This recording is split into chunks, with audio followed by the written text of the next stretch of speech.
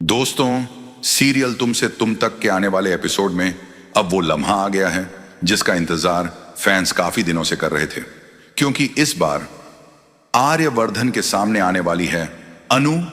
धीमी रहस्यमयी background music शुरू। हॉस्पिटल से अचानक गायब होकर अनु अब सीधे आर्यवर्धन के घर पहुंच गई है, जहां पर इस वक्त चल रही है हर्ष और उसकी पत्नी की एनिवर्सरी पार्टी। चारों तरफ खुशियां हैं, हंसी है, लेकिन इन्हीं खुशियों के बीच एक भयानक सन्नाटा उतरने वाला है। गेट पर खड़ी अनु थोड़ी खोई हुई, थोड़ी बेचैन, उसकी आंखों में एक अजीब सी चमक। वो चौकीदार से कहती है, मैं आर्यवर्धन से मिलने आई हूं, उन्हें बुला दीजिए। चौकीदार हैरान रह जाता है। वो पूछता है, आप कौन हैं और आपको किसने बुलाया? अनु बस इतना ही कहती है, आर्यवर्धन ने मुझे खुद बुलाया है। यह सुनकर चौकीदार भी सोच में पड़ जाता है। आखिर ये लड़की कौन है, क्यों बोल रही है ऐसे? और आर्यवर्धन ने तो किसी को बुलाया ही नहीं। अब घर के अंदर पार्टी अपने चरम पर है, सब हंस रहे हैं, नाच रहे हैं, लेकिन तभी दरवाजा खुलता है और अनु की एंट्री होती है। माहौल एक पल में ठहर जाता है, सबकी नजरें अनु पर टिक जाती हैं। वो सफेद कपड़ों में धीमी चाल में ऐसे बढ़ रही है जैसे किसी अतीत की परछाई लौट आई हो। उधर हॉस्पिटल में अनु का परिवार बेतहाशा उसे ढूंढ रहा है।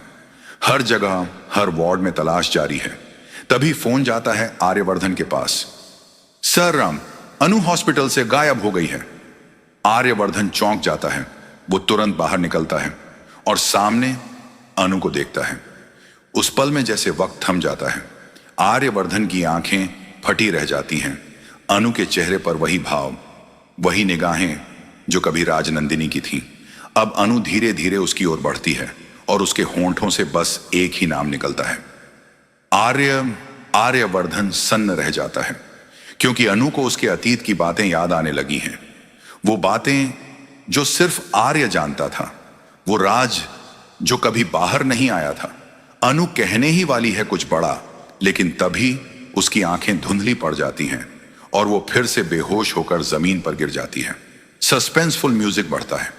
अब सवाल यह है, क्या आर्यवर्धन को समझ आ गया है कि अनु ही राजनंदिनी का पुनर्जन्म है? क्या वो इस बार भी सच्चाई को छिपाने की कोशिश करेगा, या फिर राजनंदिनी की आत्मा अनु के जरिए अब लेगी अपने धोखे का बदला?